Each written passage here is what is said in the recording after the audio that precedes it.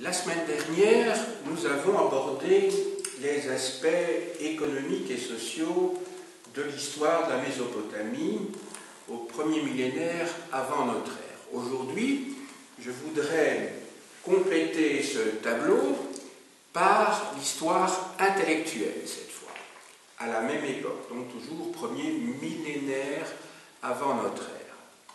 Le titre de cette leçon est indiqué au tableau: Intellectuel et genre littéraire à Babylone au premier millénaire avant Jésus-Christ. Mon exposé comprendra deux parties. D'une part, je vais aborder la question des acteurs, c'est-à-dire de ceux qui nous permettent a posteriori de savoir quelle fut cette vie intellectuelle dans la mesure où eux-mêmes y participaient pleinement, à savoir les scribes. Donc, ils ont un double rôle, ou ils ont eu plutôt un double rôle. Tout d'abord, un rôle, pour certains d'entre eux, comme on va le voir, d'intellectuels, mais aussi, ils furent des passeurs. Des passeurs dans la mesure où, écrivant, ils ont laissé des traces, et ils nous permettent donc de savoir, d'approcher en tout cas, ce que fut la vie intellectuelle à Babylone au premier millénaire avant notre ère. Dans un deuxième temps, j'aborderai le deuxième élément qui apparaît dans le titre, à savoir les genres littéraires. On va voir que ces genres littéraires ne sont pas exactement ceux que l'on pratique le plus couramment aujourd'hui. Bien entendu, ils répondent aux préoccupations des gens de cette époque-là, et plus particulièrement à la classe des lettrés, mais aussi au groupe de ceux qui dirigent cette région du Moyen-Orient et qui ont besoin d'intermédiaires pour faire passer leur idéologie. Je commence donc par les scribes. Vous vous souviendrez qu'il y a une bonne quinzaine de jours, sauf erreur de ma part, j'ai abordé ce sujet à propos de l'Égypte, sur une période d'ailleurs beaucoup plus longue, puisque j'abordais ce sujet sur l'ensemble de l'histoire égyptienne, c'est-à-dire sur pratiquement 3500 ans. Ici, je me limite à une période plus courte, mais je vais aborder le sujet de la même manière, c'est-à-dire que je vais m'intéresser à la formation des scribes. Vous vous souvenez, j'avais abordé donc de manière assez précise le problème de l'instruction donc des scribes en Égypte. Eh bien, je vais faire la même chose. C'est intéressant donc d'avoir un parallèle. Alors, il y a deux catégories de scribes en fait. Il y a des scribes qui, en formation, vont apprendre les rudiments de ce qu'il faut savoir pour être un fonctionnaire, quelqu'un qui est capable de rédiger des actes de la pratique, par exemple des contrats, des actes privés. Et à côté de ça, il y a des scribes qui, eux, peuvent être associés à ce que nous appelons des intellectuels, c'est-à-dire des lettrés, voire des savants. C'est un petit peu comme aujourd'hui, il y a des gens qui, la grande majorité de la population, qui doit apprendre à lire et écrire pour pouvoir se débrouiller dans la vie courante, et puis il y a des gens qui en font leur métier. Je pense aux écrivains, qui vivent de leur plume, même si le terme plume est tout à fait anachronique de nos jours. À côté des écrivains de nos jours, il y a tous ceux qui doivent constamment écrire, parce qu'ils font des recherches, parce qu'ils doivent mettre sur papier, indépendamment des fonctionnaires. Entendons-nous bien qu'ils passent beaucoup de temps à écrire aussi, même si c'est sur ordinateur. Et il n'y a pas que les fonctionnaires, dans les entreprises privées, c'est la même chose. Alors, donc, dans un premier temps, considérons la formation des scribes que moi j'appelle de base. C'est un mot évidemment tout à fait anachronique, mais j'ai voulu les distinguer des savants, que je vais étudier par la suite. Alors, parmi ceux-ci, il y a tout d'abord ceux qui vont être des scribes professionnels, c'est-à-dire ceux dont le métier sera d'écrire. Je vous avais dit il y a 15 jours ou 3 semaines que le mot scribe vient d'un mot latin, d'un verbe latin qui est scribere, qui veut dire écrire. D'ailleurs, le mot écrire, ça vient directement du mot scribere. Si vous connaissez le néerlandais, vous savez qu'écrire en néerlandais, ça se dit schrijven. Schrijven, scribe. En allemand, schreiben. Donc vous voyez, c'est la même étymologie. Ce sont tous des mots qui appartiennent à donc, une famille linguistique qui est celle des langues indo-européennes. Je me suis dit, c'est un moyen pour retenir, parce que je crois qu'il faut souvent expliquer aux élèves d'où viennent les mots et qu'il y a des parentés entre les langues qu'ils sont justement en train d'étudier. Parce que dès la première secondaire, il y a quand même un certain nombre, si pas la majorité, qui font du néerlandais. Et puis, il y en a quelques-uns aussi qui sont dans des options latines. Donc, c'est l'occasion de faire des ponts entre les différentes disciplines. Alors, ces scribes, comment apprennent-ils à écrire? Tout d'abord, on leur donne des listes de signes. Alors, vous savez que en Mésopotamie, l'écriture qui est utilisée, ce sont les caractères cunéiformes. Et chaque caractère, qu'on appelle un idéogramme, en fait, correspond à une syllabe. C'est une écriture syllabique. Ce n'est pas une écriture alphabétique. Autrement dit, ils apprennent des listes de syllabes, si vous voulez, ou plus exactement de signes, qu'ils doivent mettre en parallèle avec des sons, bien entendu. Quand un enfant, on lui montre en première primaire la lettre A ou la lettre B, il pourrait la prononcer n'importe comment, puisque le signe est arbitraire. D'accord. A se prononce A, mais enfin, c'est plus exactement, il y a le son avant le signe, je vous rappelle. Le signe est une mise par écrit, une convention qui permet de se mettre d'accord visuellement sur le son que l'on est en train d'entendre. Alors, ces listes de signes apparaissent sur des tablettes. Ce sont des tablettes scolaires, si vous voulez. Donc, ils doivent mémoriser l'ensemble des signes les plus simples, bien entendu, dans un premier temps, qu'on leur donne. Et ça se fait de manière, je dirais, très directive, sous l'autorité d'un maître. À cette époque-là, il n'y a pas d'école. Autrement dit, il y a un maître et un élève. Il n'y a pas ce que nous appelons des classes, avec le maître et 10 ou 20 élèves. Ça n'existe pas à cette époque-là.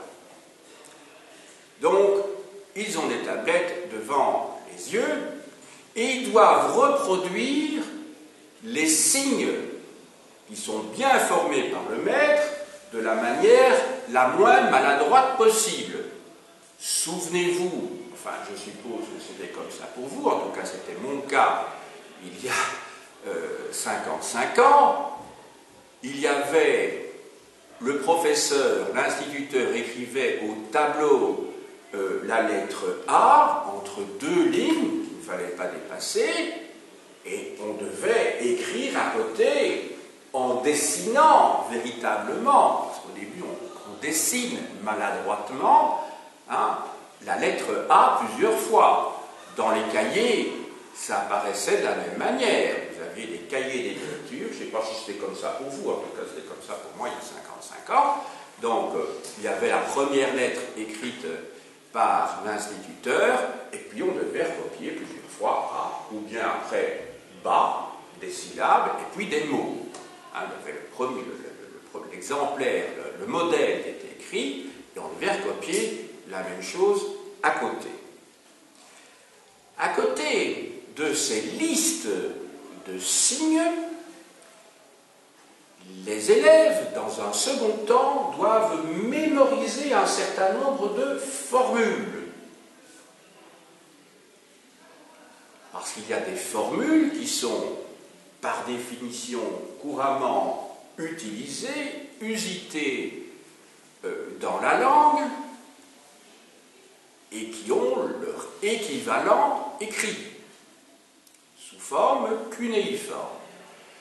Je vous ai déjà expliqué qu'il ne faut pas confondre, dans un cours antérieur, d'une part la langue et d'autre part l'écriture. C'est un petit rappel. L'écriture cunéiforme sert à écrire à l'origine, puisque c'est eux qui l'ont inventé, le sumérien. Ensuite, les populations mésopotamiennes qui parlent une toute autre langue, qui n'appartient pas d'ailleurs à la même famille linguistique,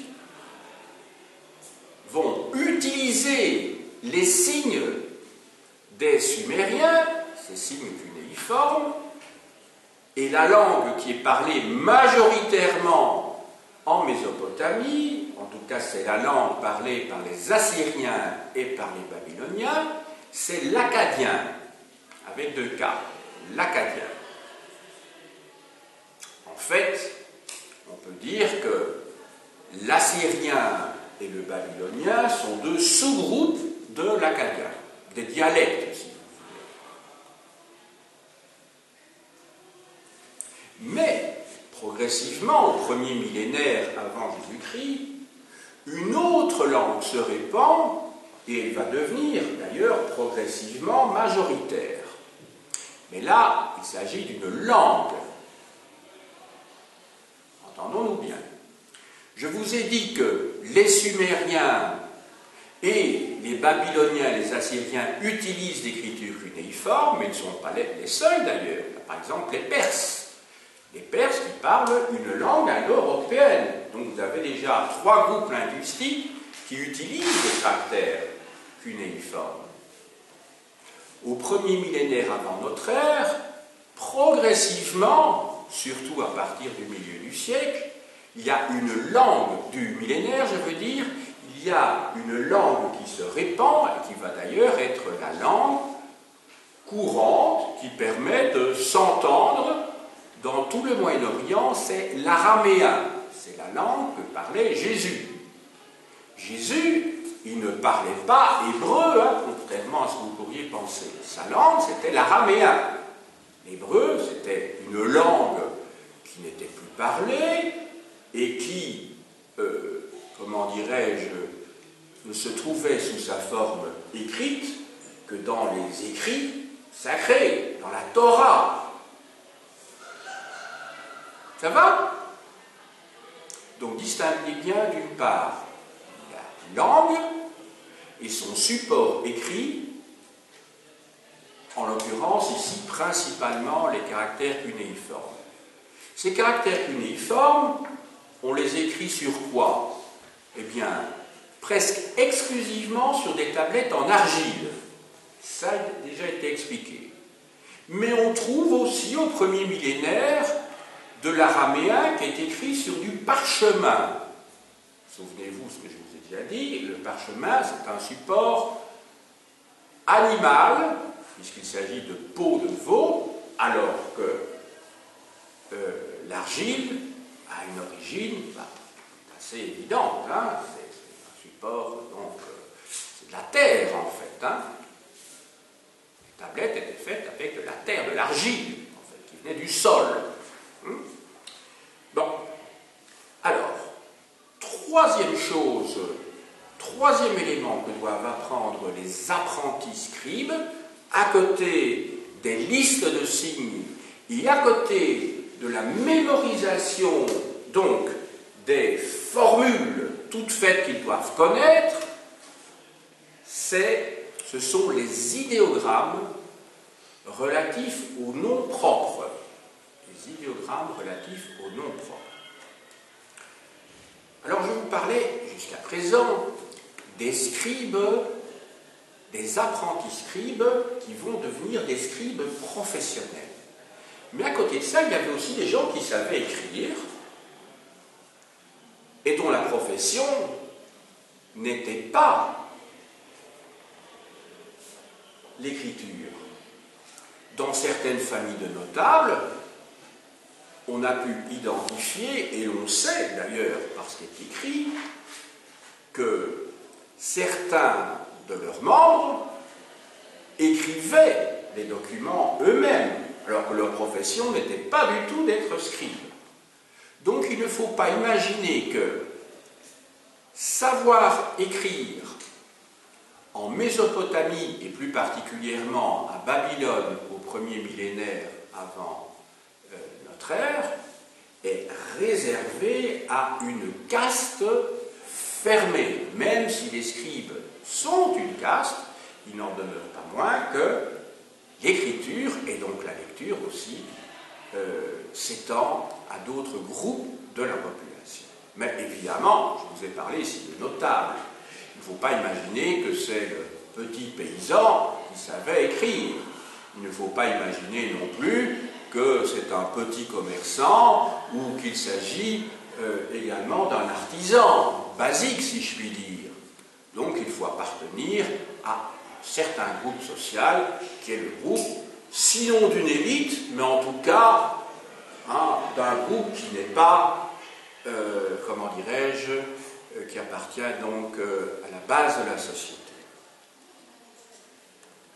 Dans mon introduction, je vous avais dit qu'il y avait d'une part les scribes de base, entre guillemets, ceux qui allaient faire toute leur vie la profession donc d'écrire. Il y a ceux aussi qui sont des scribes dont la profession ne sera pas seulement d'écrire, mais aussi de penser. Donc, ils n'auront pas seulement pour fonction, et ils ne vont pas se destiner à une profession qui consiste à écrire des contrats, écrire différentes choses de la vie quotidienne, mais dans ce cas-là, il s'agit de gens qui vont au-delà, si je puis dire. Ça ne veut pas dire grand-chose, mais enfin, au-delà c'est tout à fait anachronique ce que je dis, au-delà de l'école primaire, voire au-delà de l'école secondaire, et qui passent au 3e niveau. Il y en a 2 ici, entendons-nous bien, ce sont donc des scribes qui sont des intellectuels. Donc, pour eux, l'écriture n'est qu'un outil au service de la pensée. Alors, quelle est leur formation à cela? Eh bien, ils doivent d'abord passer par tous les stades que je viens d'écrire pour les scribes de base. Mais au-delà, ils doivent maîtriser non seulement l'akkadien, qui est la langue donc des dominants, les Assyriens et les Babyloniens, mais ils doivent aussi maîtriser le sumérien, qui est une toute autre langue qui, comme je le disais tout à l'heure, appartient à un autre groupe linguistique. Un autre groupe linguistique. C'est comme si maintenant, vous faisiez des études à l'université et que vous deviez connaître en même temps l'anglais et le chinois, parce qu'il n'y a pas de lien entre l'akkadien et le sumérien. Ce ne sont pas du tout des langues apparentées. Si vous prenez le cas du français et de l'allemand, ce sont des langues apparentées, ce sont des langues indo-européennes, même si a priori vous trouvez qu'elles ne se ressemblent pas. Mais en fait, ce sont des langues qui ont beaucoup d'éléments grammaticaux semblables et qui ont des éléments lexicaux semblables. Ici, c'est comme vous deviez apprendre simultanément donc le russe et l'arabe. Ça va? Donc ce sont des gens qui ont quand même des capacités. Ce n'est pas à la portée de n'importe qui. Et en tout cas, ça nécessite un apprentissage assez long. Alors, pour se familiariser dans le cadre de leur formation avec justement une pensée élaborée, ils doivent apprendre à recopier des textes qui existaient déjà. recopiage a une double fonction, vous comprenez bien. La première fonction de ce recopiage, c'est d'abord de se former. Vous connaissez l'expression, c'est en forgeant qu'on devient forgeron, plus vous écrivez, et plus, évidemment, ça vous sera aisé d'écrire. Ça, c'est le premier élément. Mais, comme des moines au Moyen-Âge, ils recopient des œuvres célèbres qui, dès lors, vont pouvoir circuler, exister en plusieurs exemplaires. Donc, vous voyez que l'intérêt est double. Il y a un intérêt égoïste pour eux-mêmes dans le cadre de leur formation, disons pas égoïste, disons individuelle, mais à côté de ça, il y a un intérêt collectif. C'est qu'à une époque où il n'y a pas la photocopie, à une époque où l'on ne peut pas scanner, où l'on ne peut pas, comme maintenant, copier-coller sur un ordinateur et que l'on peut envoyer à un ami, un destinataire, eh bien, on est obligé de recopier sur d'autres tablettes ce que l'on a lu, ce que l'on va, comment dirais-je, réécrire, et cela permet donc la diffusion d'un certain nombre d'œuvres essentielles qui nous permettent à nous, historiens, de comprendre un petit peu mieux la civilisation mésopotamienne. Le métier qu'ils exercent, une fois qu'ils appartiennent à cette caste de lettrés, un petit peu comme les mandarins, si vous voulez, en Chine, sauf que les mandarins, ce sont des hauts fonctionnaires, eux, ici, ils ont presque toujours une fonction sacerdotale. Ils ont donc une fonction religieuse. C'était, je dirais, la voie naturelle, la voie classique, une fois que l'on possédait ce bagage culturel qui consistait à savoir écrire et à savoir lire. Donc, c'était de rentrer donc, dans cette caste de religieux, la caste sacerdotale. Ceci m'amène directement au deuxième point que je voulais développer. Je viens de m'étendre sur la formation des scribes. Maintenant, il s'agit de savoir ce qu'ils écrivaient, non pas dans tous les domaines, non pas en termes, je dirais, d'actes notariés, d'actes juridiques, de documents politiques ou diplomatiques, non. Je vais m'attacher à un aspect seulement, qui est celui de la littérature. Et la littérature, je vais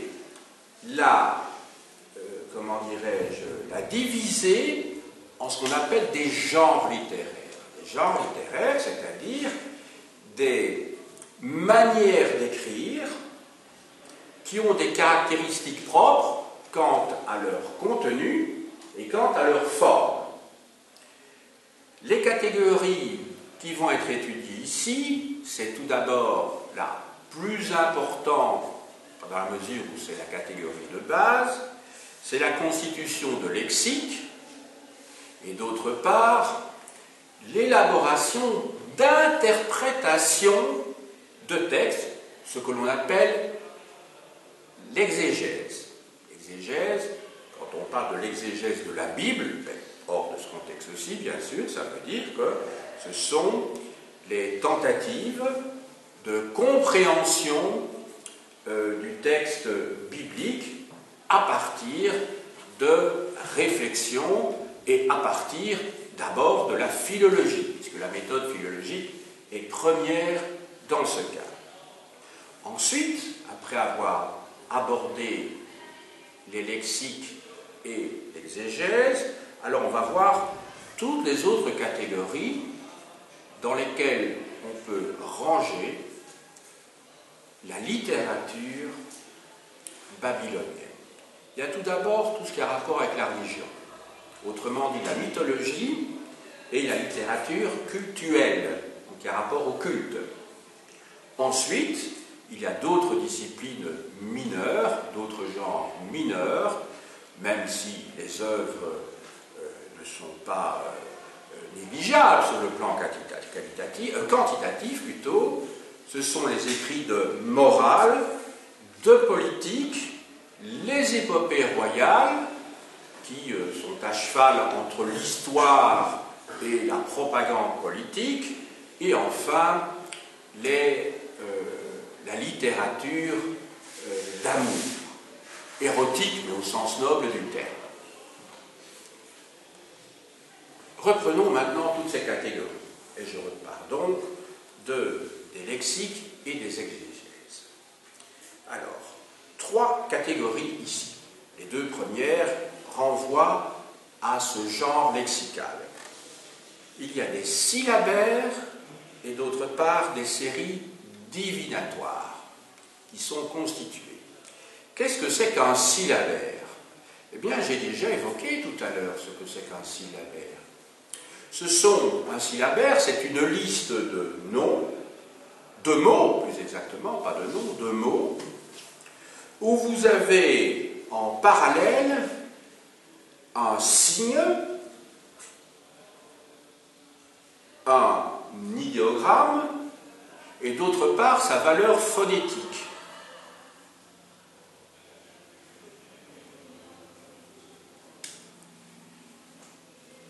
Ces syllabaires sont constitués de plusieurs livres, mais pas livres au sens de papier comme à l'heure actuelle. Un livre peut être constitué de tablettes, bien entendu. Et à l'intérieur de ces livres, vous avez des chapitres, et à l'intérieur de ces chapitres, vous avez l'équivalent de ce que nous appelons des pages. Ce ne sont pas des pages, tout ça, ce sont bien entendu des tablettes en argile, écrites donc en cunéiforme. À côté de ces syllabaires, où le classement se fait par signe et par son, il y a des syllabaires où tout est classé par thème. Vous voyez que, à cette époque-là, il y a un souci d'abord de classer. C'est quelque chose que l'on trouve aussi chez les enfants. À un moment donné, quand les catégories vont se mettre en place, l'enfant va faire des correspondances entre 2 choses qu'il distingue d'une troisième chose qui n'est pas apparentée. Je vous donne un exemple. Vous avez une chaise et vous avez une table. Et à côté de ça, vous avez un chat. Est-ce qu'on peut mettre ces 3 objets, si l'on considère que le chat est un objet, dans la même catégorie? Non. Il va y avoir une thématique meuble. Dans la catégorie meuble, vous aurez la table et la chaise. Et puis alors, il y aura une autre catégorie où vous aurez le chat, le chien, l'oiseau, qui va être la catégorie animaux. D'accord? Il peut y avoir aussi des thématiques qui sont non pas liées à des objets, mais des thématiques qui peuvent être liées à des aspects de la vie. Je dirais l'amour, l'histoire, ce que nous appelons la géographie. Ça va? Donc vous voyez qu'une thématique, c'est donc une catégorie qui va regrouper des éléments qui ont quelque chose en commun, qui ont une parenté. À côté, ou plutôt au-delà de ces syllabaires, il y a l'élaboration de séries divinatoires.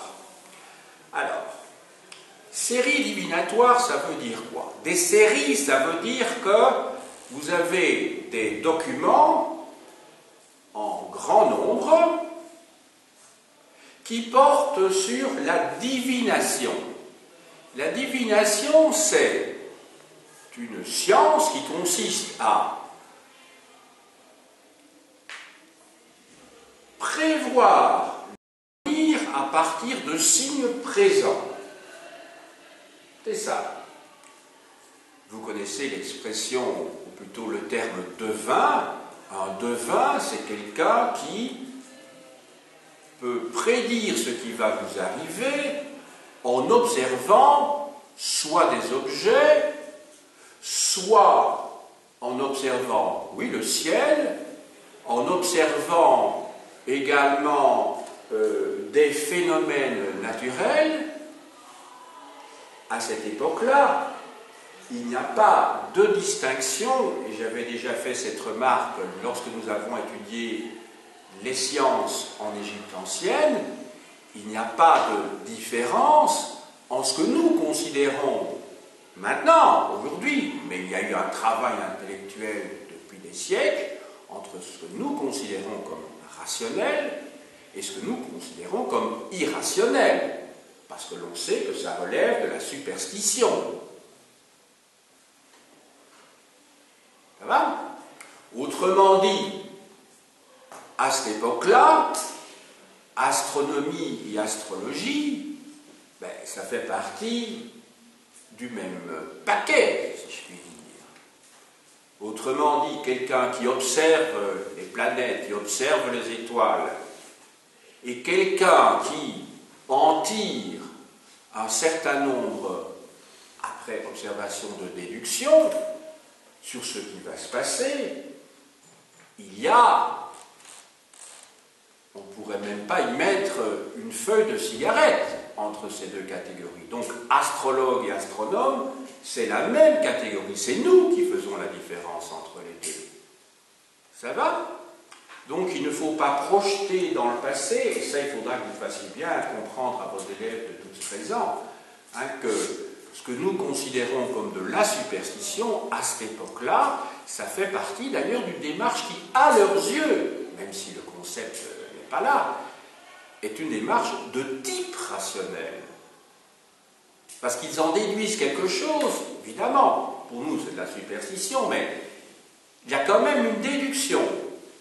Et quelqu'un comme Jean Bottero, par exemple, qui est un grand spécialiste, un grand assyriologue, a bien montré que les Mésopotamiens ont accédé très tôt à ce que l'on appelle d'ailleurs en psychopédagogie, vous allez avoir des cours là-dessus, ils ont accès à la pensée hypothético-déductive. Ils font des hypothèses et ils déduisent un certain nombre de choses.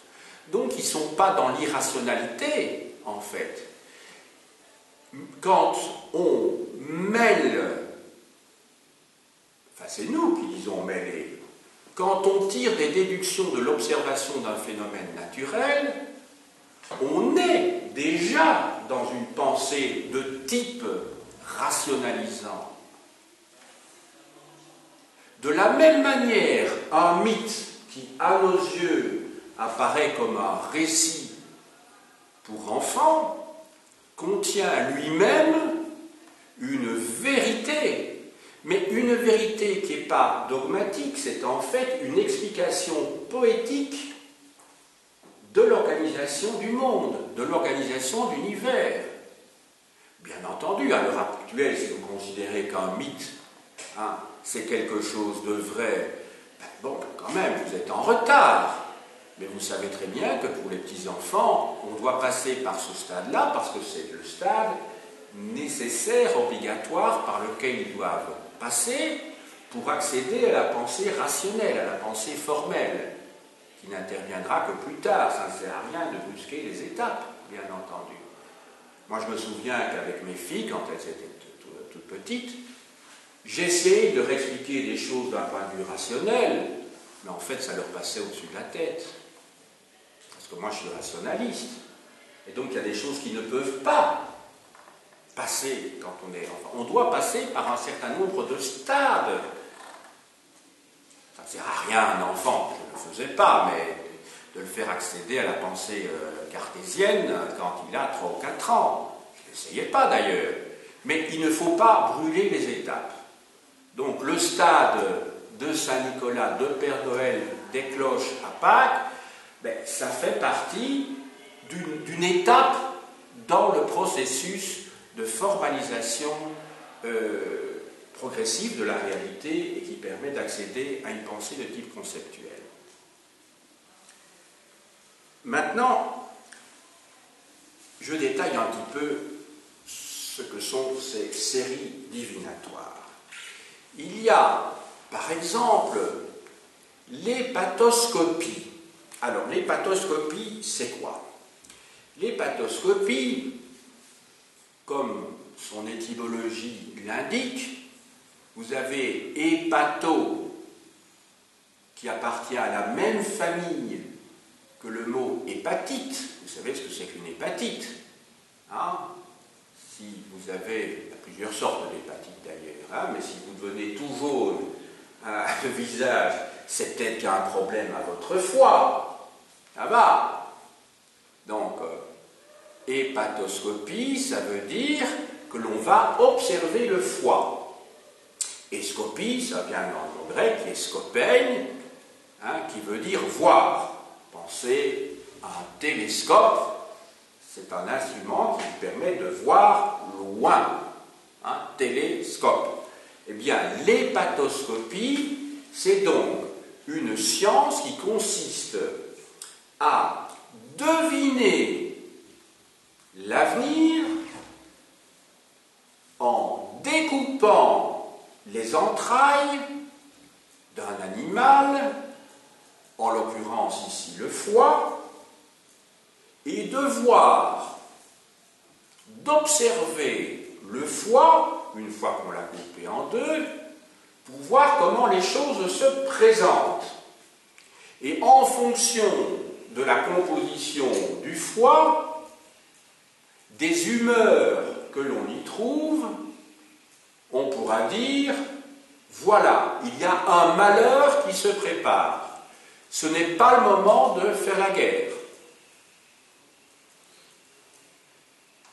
Le règne de tel souverain commence sous de mauvais auspices. Ça va? C'est quelque chose qu'on va trouver dans de très nombreux peuples. Hein. Pensez aux Étrusques, même les Romains aussi, suivant, comment dirais-je, la position d'un vol d'oiseaux, on pourra dire si oui ou non les choses se présentent bien. Vous savez que quand les oiseaux passaient à gauche de l'autel, de l'officiant, eh bien c'était un mauvais présage. Voilà. D'où l'expression sinistre.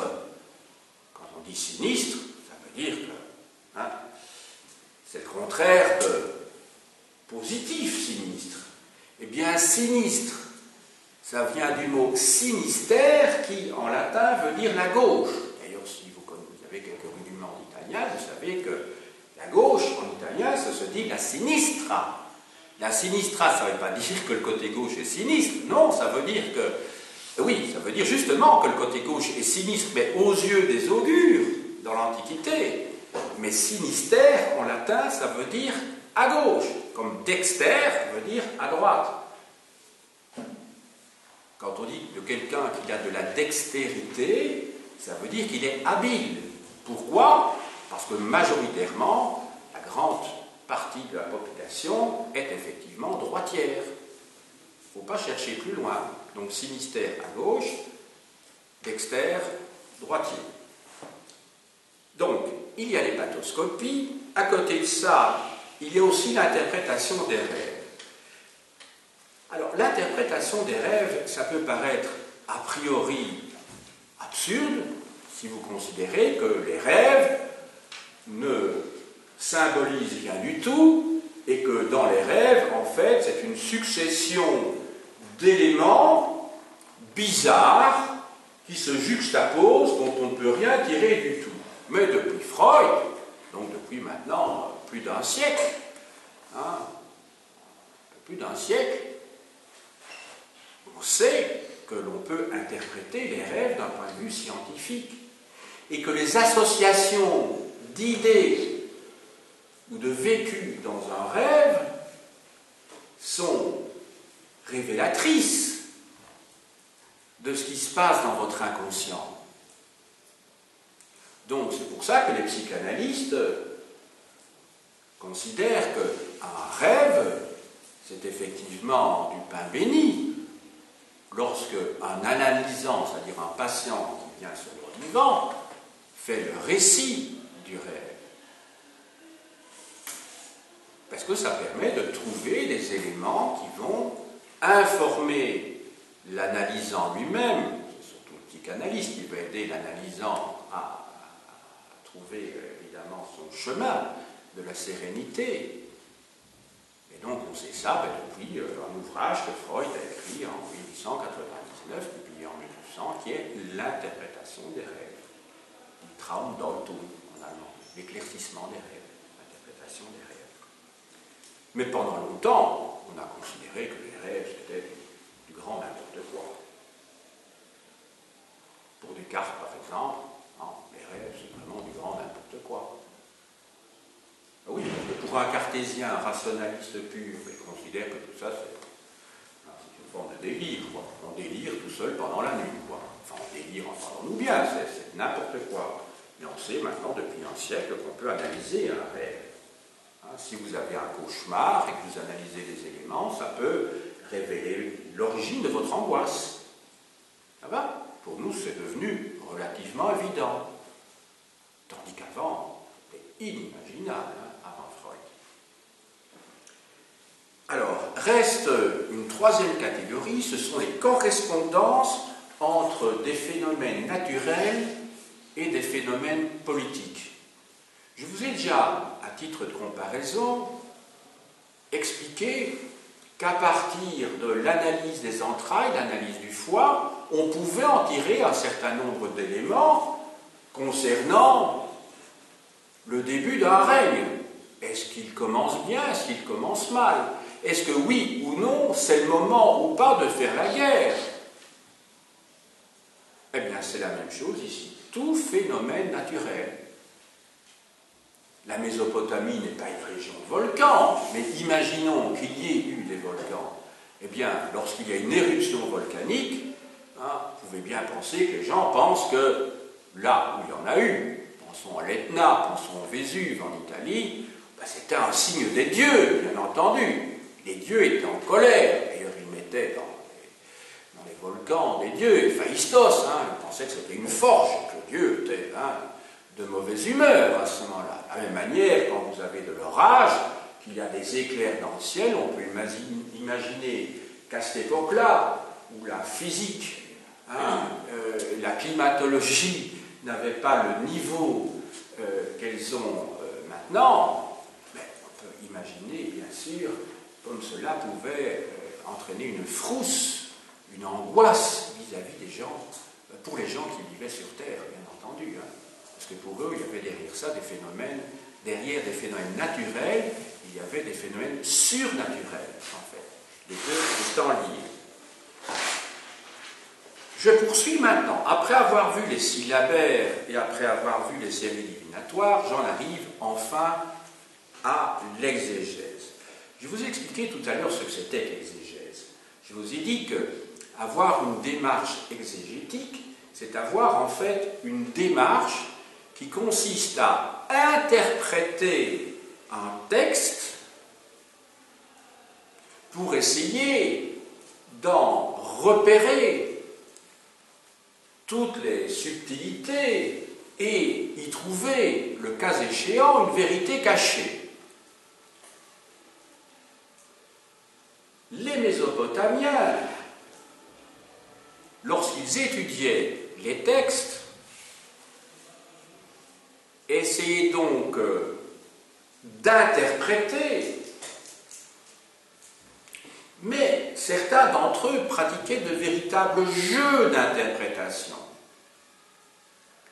Et ces jeux d'interprétation amenaient des commentaires qui étaient mis par écrit et qui pouvaient servir de précédent pour interpréter d'autres écritures du même type.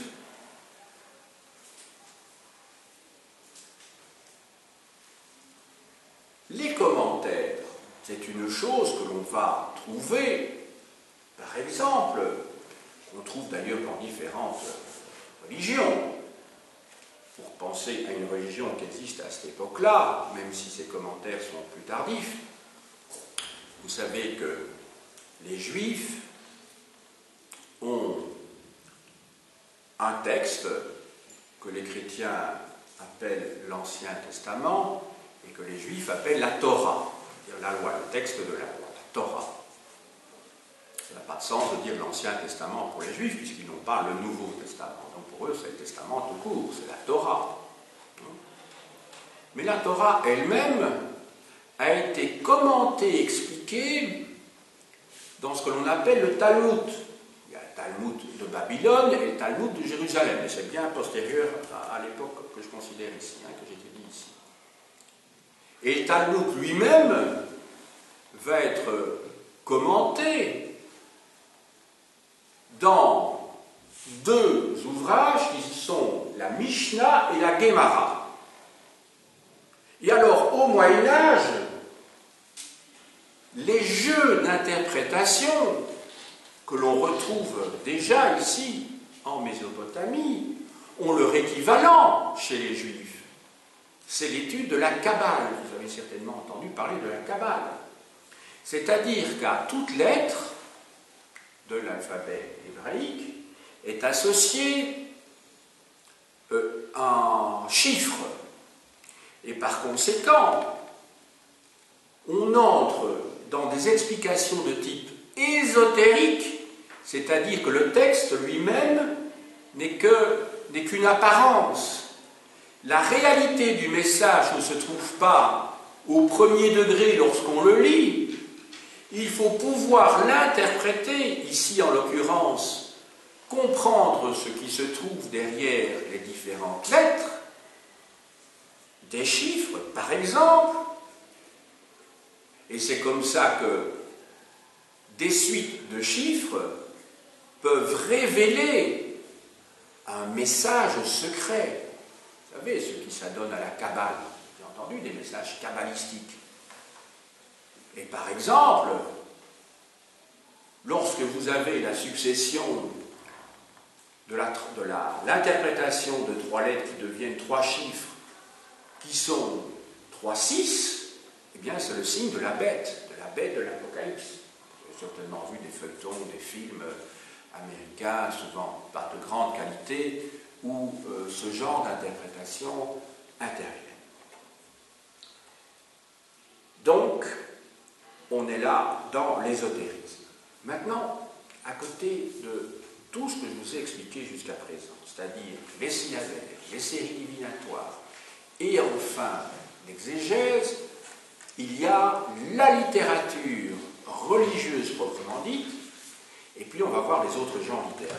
La littérature religieuse proprement dite, il y a tout d'abord la mythologie.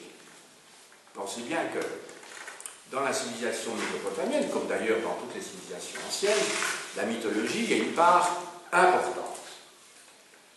Toutefois, lorsque l'on analyse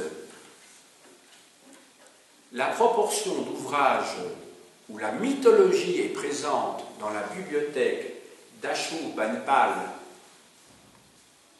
donc 7e siècle avant notre ère, à Ninive, parce qu'il avait rassemblé dans sa bibliothèque tout le savoir de son époque, on voit que les livres mythologiques ne sont pas très nombreux. Alors que la mythologie, elle, était très présente. Ce qui signifie par déduction que une grande partie de la mythologie circulait de manière orale au premier millénaire avant Jésus-Christ. Ceci dit, dans des bibliothèques privées, on trouve des passages assez nombreux sur la mythologie. Donc vous voyez la difficulté qu'ont les historiens pour essayer de savoir quelle est la part respective des différents genres littéraires dans les bibliothèques.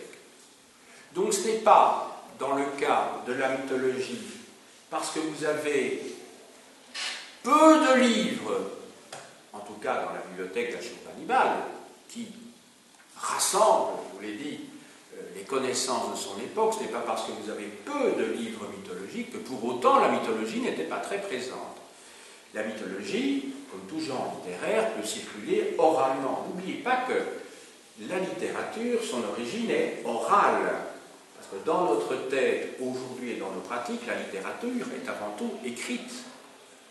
Si vous pensez à un auteur pratiquement contemporain, ou à peine antérieur dans le monde grec, qui est Homère, qu'il s'agisse d'un auteur ou d'une pléiade de troubadours ou trouvères qui ont additionné, complété au fur et à mesure un texte initial, eh bien, tout cela était oral. L'Iliade, l'Odyssée. L'Iliade et l'Odyssée n'ont été mises par écrit qu'à l'époque de la tyrannie de Pisistrate à Athènes, au VIe siècle avant Jésus-Christ. Avant, c'était des récits qui circulaient oralement. Donc n'oubliez pas que la littérature a été très longtemps orale. Par exemple, une littérature que nous ne connaissons très peu, sinon par des écrits bien postérieurs, que nous connaissons très peu, mais on sait qu'elle était très importante, c'est la littérature celtique. Les Celtes ne possédaient pas l'écriture, mais les druides connaissaient des milliers de vers par cœur, de la même manière que les rhapsodes ou les aèdes à l'époque de la Grèce archaïque, entre le 8e et le 6e siècle, connaissaient l'Iliade et l'Odyssée par cœur aussi. Ça paraît prodigieux. Même chose en Inde, le Veda, les Upanishads, tous ces textes, le Mahabharata, le Ramayana, tous ces textes-là étaient connus par cœur avant qu'ils aient été mis par écrit.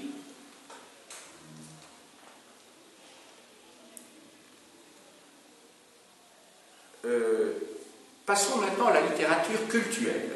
Alors, la littérature cultuelle, je dis bien cultuelle et pas culturelle, faites attention, c'est la littérature qui a rapport au culte. Alors, le contenu de cette littérature, c'est qu'elle concerne les relations entre les hommes et les dieux. Alors, il faut faire attention, parce que cette littérature ne doit pas être considérée a priori comme étant représentative des convictions religieuses des habitants de la Babylonie au premier millénaire avant notre ère. De nouveau, là, l'historien, comme dans ce que je viens d'expliquer juste avant, doit faire preuve de sagacité, il doit faire de la critique historique, que je m'efforce de vous expliquer dans les cours de critique historique. Donc il ne faut pas prendre pour argent comptant au premier degré ce que l'on trouve. Il faut se poser des questions. Et l'historien, quand il a une source devant lui, c'est d'étudier cette source pour savoir si elle peut apporter, ne fût-ce qu'une petite pierre, à l'édifice, à la construction d'une étude, voire d'une synthèse sur l'histoire de la civilisation. Donc, il y a des limites à cela. Alors, quelle est l'origine de cette littérature cultuelle? Eh bien, les origines sont liées aux lamentations que les officiants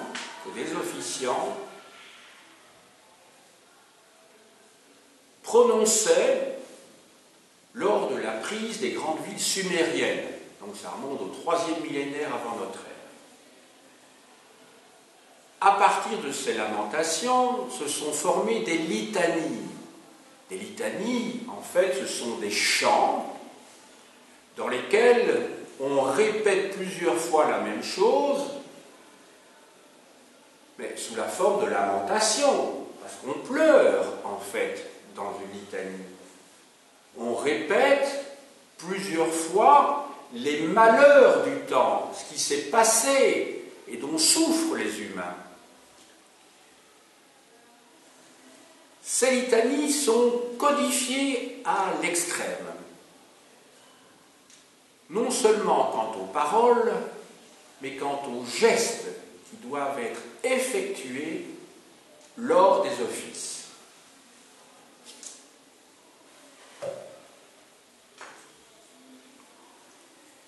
Ces corpus de lamentation ont connu une très grande longévité puisqu'on les trouve encore au 1er siècle avant notre ère. Or, je vous ai dit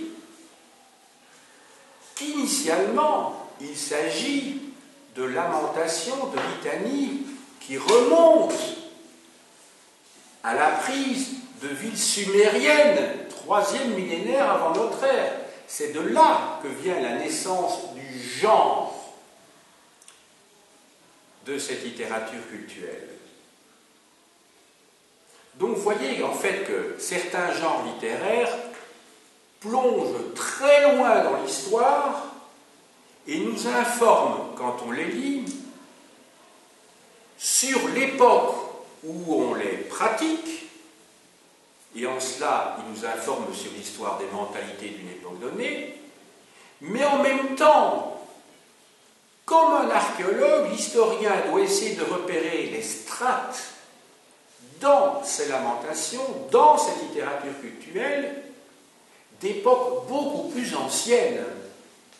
Et c'est ça qui est difficile pour les philologues, c'est d'essayer de repérer, mais ça nous informe, le cas échéant, sur les convictions, et je vous ai dit qu'il faut être très prudent, des Babyloniens du milieu du 1er millénaire avant notre ère, mais en fait, il ne faut pas oublier que ça a été élaboré, parfois beaucoup plus tôt, en tant que genre littéraire. Donc on continue à utiliser des formules qui remontent parfois à plusieurs siècles.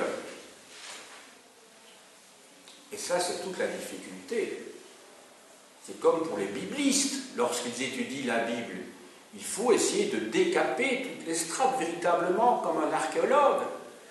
Alors, comment on peut savoir ça? Il peut y avoir des éléments dans le récit qui permettent d'identifier la période. Si on vous cite le nom d'un roi, par définition, ce roi a déjà vécu ou est en train de vivre. On ne peut pas écrire à propos de quelqu'un qui va venir plus tard. Ce n'est pas possible en citant son nom. Donc on peut déjà trouver une limite dans la chronologie quant au terminus ad quem, c'est-à-dire la date la plus tardive. Mais il y a aussi d'autres éléments qui peuvent intervenir, où on vous cite une bataille, un événement, et là, vous vous dites qu'il y a peut-être une superposition dans le récit d'éléments qui appartiennent à des époques différentes. Voilà. Donc nous ne devons pas arriver avec nos catégories en se disant, voilà, quand je lis par exemple, je ne sais pas moi, André Gide, ou André Malraux, ou Amélie Nothomb, enfin je dis n'importe quoi ici, des auteurs très très différents, hein, et bien que tout ce qui se... Maintenant nous avons l'habitude de dire, ben voilà, ce que l'auteur écrit, ça correspond à son époque, à moins qu'il s'agisse d'un roman historique. Tandis que pour ces époques-là, vous devez vous dire qu'il y a des superpositions, les écrivains sont anonymes. Donc on a un récit en main, et on va le compléter au fur et à mesure. Je prenais le cas de l'Iliade et de l'Odyssée tout à l'heure, ce qui pose un problème pour les philologues et les historiens de savoir quand le contenu de l'Iliade et de l'Odyssée, est-ce que ça correspond au 8e siècle, quant à son contenu? Est-ce que ça correspond aux événements de la guerre de Troie, mais qui se passe au 13e, 12e siècle avant notre ère, 13e siècle avant notre ère? Ou est-ce que ça ne concerne pas plutôt, est-ce qu'il ne s'agit pas plutôt d'un mélange entre, d'une part, des événements contemporains ou très récents, et l'image que l'on avait de la guerre de Troie, qui est un événement mythologique, enfin légendaire, peut-être pas mythologique, mais en tout cas légendaire, et ça peut, comment dirais-je, concerner la période en fait géométrique, c'est-à-dire cette période qui va du 11e qui couvre le 11e, 10e, 9e siècle avant notre ère. Donc vous voyez, c'est très difficile pour les historiens de travailler. Enfin, c'est tout le plaisir aussi de la critique historique. Alors, reste quelques genres que je vous ai énoncés, mais sur lesquels j'irai très vite. Dans le domaine de la morale, il y a une littérature que l'on appelle sapientiale. Sapientiale, ça veut dire la littérature concernant la sagesse sur le bien vivre.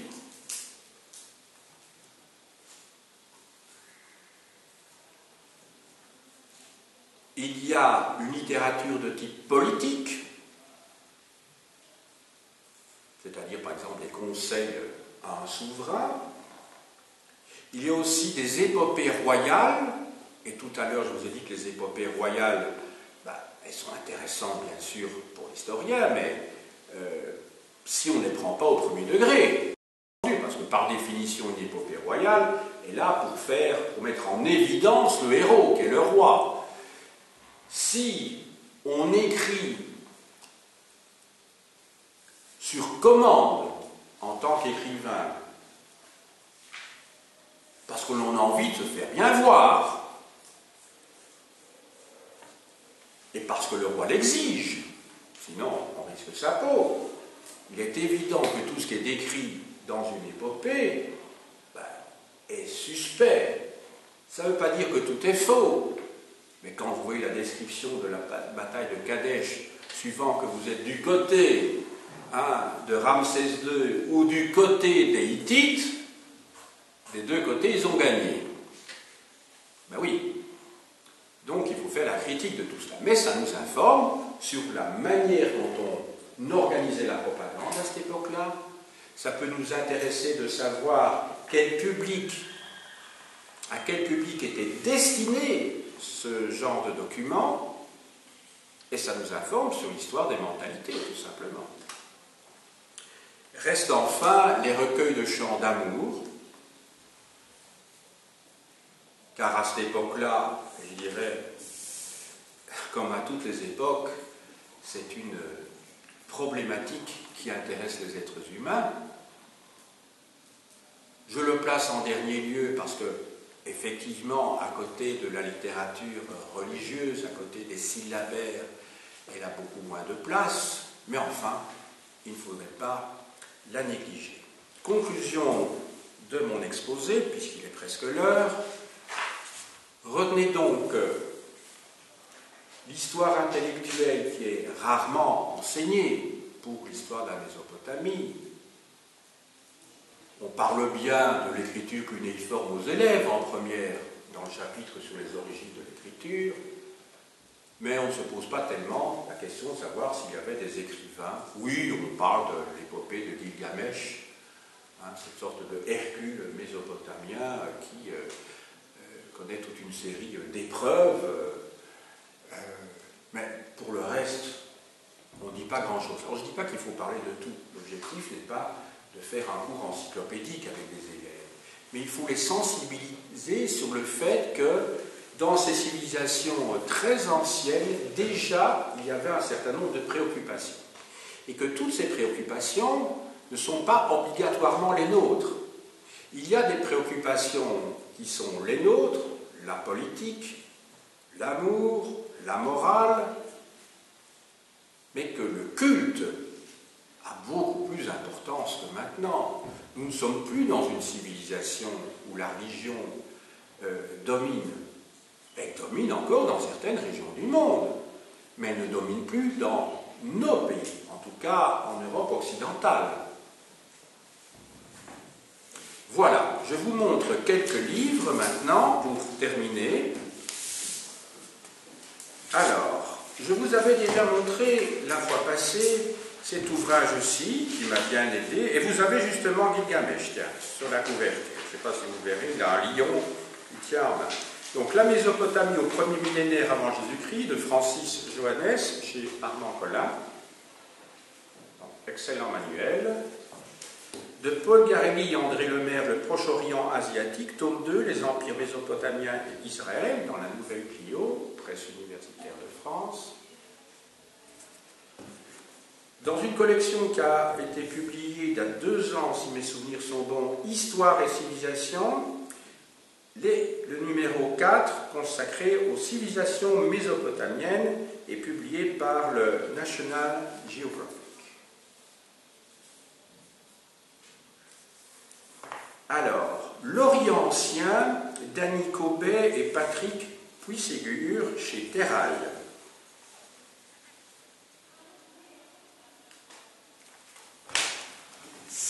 Jean Bottero, j'ai cité cet auteur tout à l'heure, Mésopotamie, l'écriture, la raison et les dieux, en folio histoire.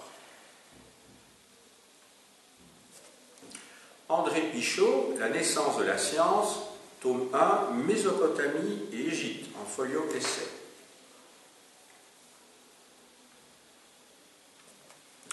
De Bottero, Ehrenschmidt et Vernant, L'Orient ancien et nous, en pluriel, chez Hachette Littérature.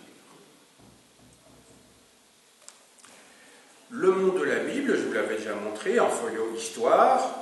Il y a plusieurs chapitres sur donc, le Proche-Orient ancien, je dirais même que tout le livre, le Proche-Orient ancien. Et vous avez en couverture justement un roi assyrien ou mésopotamien. Alors je lis, bas-relief de la trésorerie royale. Ah non, c'est d'art Achéménide, 5e siècle avant Jésus-Christ, c'est perse. Mais en tout cas, il reprend un certain nombre de canons donc, que l'on retrouve chez les Mésopotamiens.